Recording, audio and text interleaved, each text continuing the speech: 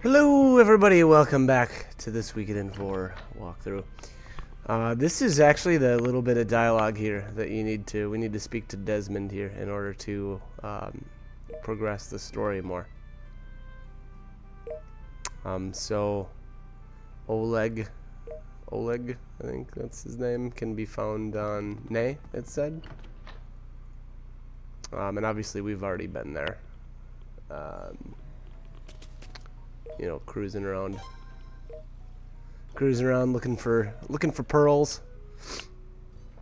And here, just teleport right to the beach. I don't know, I guess I didn't have anything else to do in town, so figured it was a more efficient use of time to just teleport right to the beach. Armada. All I ask is you complete one more job. All right, here we've got Excuse me. the baddies. Graham Cray, the governor, Colton, and Sir Troy. Of the object in question. Very soon. Ah, so this is the new product we discussed. This is the new product we discussed. Indeed. And for indulging my whim about Razoril, I'll be willing to sell you the requested item at a lower price this time. Call it a gift to celebrate your installment as governor. So Cray's got a gift for the governor. And that dude is just a total creep. I don't know. I guess they made him look appropriate for the role, because that guy is just creepy looking as heck. Oh, but anyway, excuse me. Let's sail up here back north to. I'm gonna guess I stop at Mordo Island real quick. I don't know. That's just a hunch. It seems like something I would do. Looking like my characters are around 35-ish. I think this is still footage, actually, of like, I guess I'd call it like the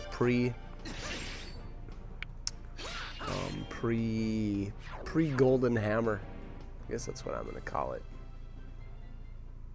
At least I'm pretty sure, anyway. Again, you know, if I remembered a little bit more about my whole timeline here and when I actually grabbed it, I feel like I had to come back. It took me a little more preparation to get to where I needed to be. But the other thing is, if I, you know, like I said earlier, if I could remember which or what my characters like the weapons look like, because like I was saying in one of the previous videos, the main character, at least for sure, his weapons look different depending on what you know. There's like level ranges, I guess, where they have a graphic, and thus the name of these weapons actually all, you know, change too. Now, granted, some of them, like I want to say like cheapo there, I don't think you can ever tell. Maybe you can. Maybe I just never noticed. But I don't think you can tell when his level up. But the main characters, anyway, you can see they're kind of like a, what is that? Kind of like a rusty look, I guess. Rusty, like a reddish brownish look to them. Yeah, oh, it looks like I did actually skip Mordo. I must not have felt the need to stop in. Oh yeah, you know, now that I think about it, I was probably stocking up on pearls. What I actually like to do is, or what I liked to do was to, you know, get a bunch all at once, and then go try to find the guy that had the rumor about selling pearls for, you know, a better price, essentially. And thus, you know, I would just let him build up, let all my, you know, buy up as many pearls for cheap as I could, and then activate the rumor. Oh, wow, excuse me, sorry, I'm super tired.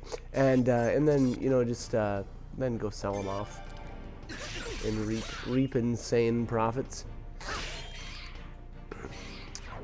And these, the jellyfish men, I don't know, I don't think this is the first time we've encountered them, but if I remember right, they've got like a party attack.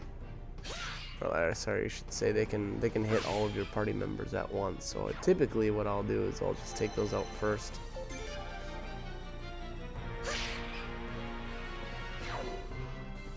Lightning rune piece. I'm getting all kinds of rune pieces.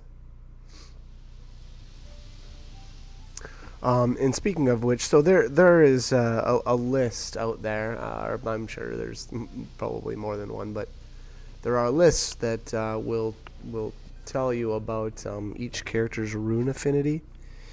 And typically, what I'll do is, if I remember right, so the main character has the strongest affinity for water. And usually what that'll mean is they're better with, you know, that type of magic, and or I should say more effective. So there's probably some multiplier out there and some big formula as far as what you know, what each character is gonna do with you know, with their magic stat and then their rune affinity combined. But anyways, long story short, what I like to do is typically I find out which character has the highest affinity, and then I'll start sticking on those like lightning rune pieces on them. Like in this case, the main character, you know, like I was saying, is his affinity is more towards the water. And if you see or if you watch these fights, when the main character attacks, you can kind of see like little bubbles, like as he's attacking, and that's just to indicate that he's got the water rune pieces attached. Yeah, so you can see there's kind of like a little graphic. Mitsuba there it looks like wind. You know, again, it's been forever since I've done this, but and then Tal, I believe, is earth. So, you know, again, well, there's another stone of skill. So I'm just rolling in those. But anyways, so you know, that's kind of what I like to do. You know, it's not something that you absolutely have to do, and I don't know that I would say that it felt like it even really helped that much either way. But I don't know. I feel like I mean, especially if you decide to try to take on the angel hairball this early and thus get the golden hammer, you're not gonna have any issues in combat whatsoever. Especially, you know, the weapon is just, or getting your character's weapon leveled up is huge. So, you know, if you decide to go that route, this is all kind of a moot point anyway. And in all honesty, you know, you don't even need to match up your characters to their, you know, with specific rune. It's just it I don't know. Again, it didn't really feel like it mattered that much to me. It's kind of like a, I don't know, kind of like a side. I don't even know. I don't know how to describe it. It's just, like I said, it didn't really feel like it mattered one way or the other. But if that's something that you're interested in doing, then go right ahead. The other thing I will touch on, though, you can actually stick different elemental stones on your weapons, and I think they stack up to something like 30 or something like that. But only one is actually active at a time, and that is the one that you have, I guess, the most of.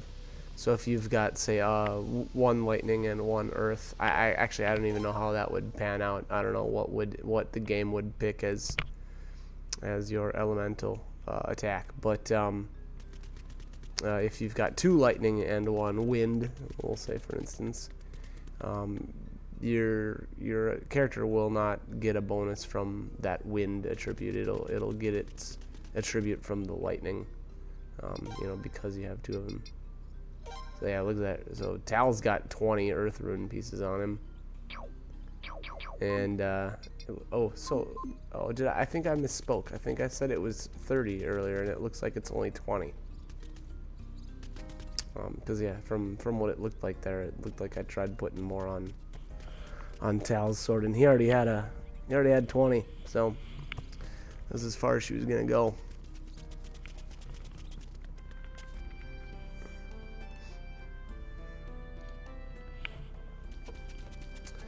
And here we have Oleg up here, kind of on the hill next to the inn.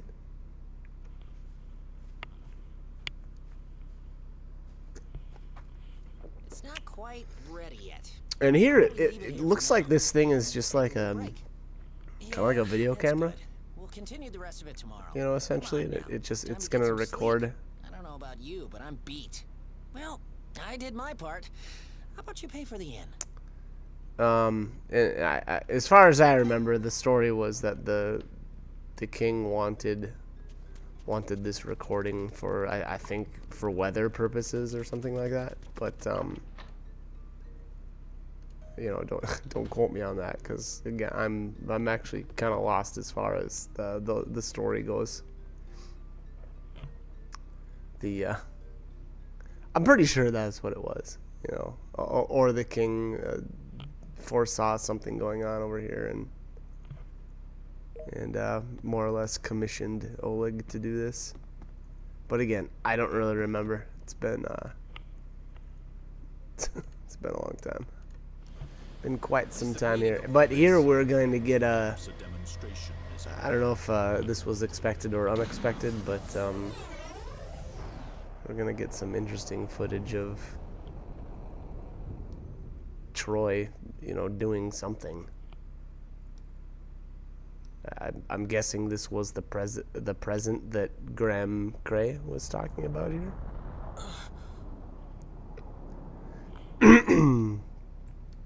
In their little axis of evil meeting. That went rather well, don't you think? With that, you could attack the entire archipelago in one fell swoop, Governor. Yes. Yes, quite remarkable. Okay, yeah, so definitely some sort of Is there a weapon. need for a weapon of that scale? Won't Ilia be the base of operations for our southern expansion? Not to worry. We merely cleaned up the surface. Besides, we received the king's permission. Okay, so Isn't that right, Governor? my understanding is that was Aluya. That's another area that we'll visit later. But if you launch an attack of that scale, the people on the islands will... Why do you side with those barbarians? Why do you side with For your the information, barbarians? we do not act on petty emotions. Now go on outside and cool your head. So Troy's an interesting character. He always kind of struck me as, you know, like he's got his heart in the right place in a way, but he's just kind of working with the wrong dudes. Good grief. I suppose this old man gets stuck with the role of soothing the young master. I don't know. Maybe I'm wrong.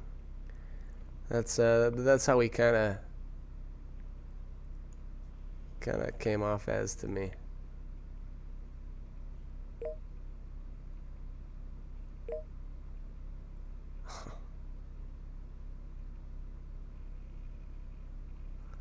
Okay, so to be continued.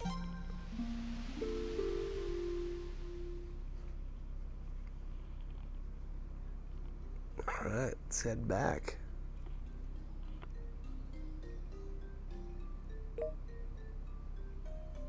Lead on, buddy. Let's go check it out. Let's go see what we got. So obviously, I think the main character knew, you know, something was gonna happen. I mean, he did wake up in the middle of the night.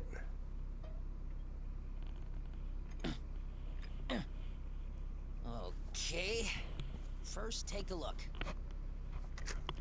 Take a look-see. That's pretty cool.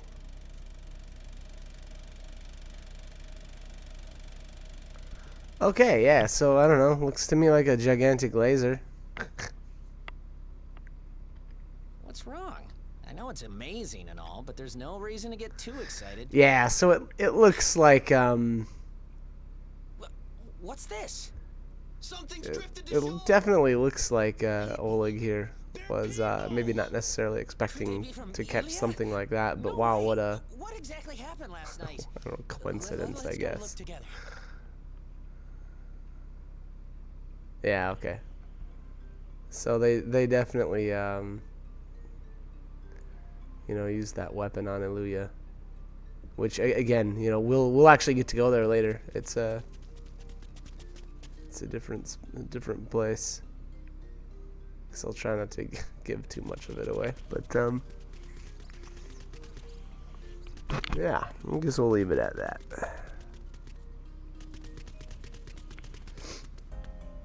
So let's go. I think we gotta go investigate the coastline here. I think there's some.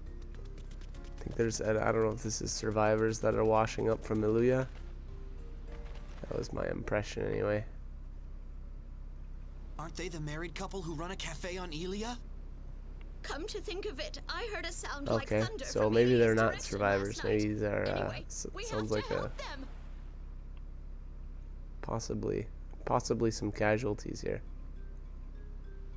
as well as obviously some debris.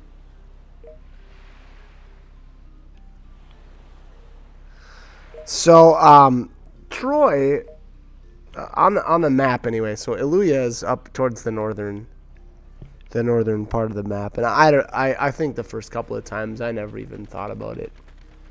In all honesty, I wouldn't say that I, skipped through a ton of the story, but I guess it wasn't all that big of a priority, and that's kind of the case for most games that I play.